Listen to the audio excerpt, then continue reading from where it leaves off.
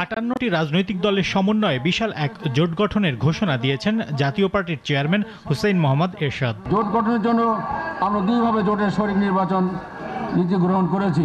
এরশাদের নতুন জোট আর মহাজোট নিয়ে সাংবাদিকদের প্রশ্নের মুখোমুখি হন আওয়ামী লীগের সাধারণ সম্পাদক ওবায়দুল কাদের। এ সময় এরশাদের জোটকে সংখ্যাতত্ত্বের চমক হিসেবে বর্ণনা করে এর রেশ কাটতে অপেক্ষা করার পরামর্শ দেন তিনি।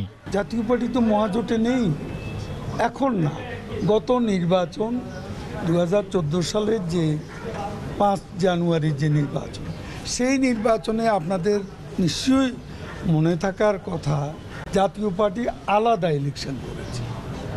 জাতীয় পার্টির সাথে বলতে পারেন যে তারা সরকারে কেমন করে আছে, সেটা ঐকমত্যের সরকারে আছে। এরশাদ সাহেবের মনে কি আছে সেটা তাকেই আপনারা জিজ্ঞেস করুন। আমাদের সাথে কোনো টানাপোড়েন এই মুহূর্তে নেই। বেশ অনেকটা সময় পেরিয়ে যাওয়ায় মন্ত্রিসভায় রদবদল হতে পারে বলে জানান সড়ক পরিবহন ও সেতু মন্ত্রী।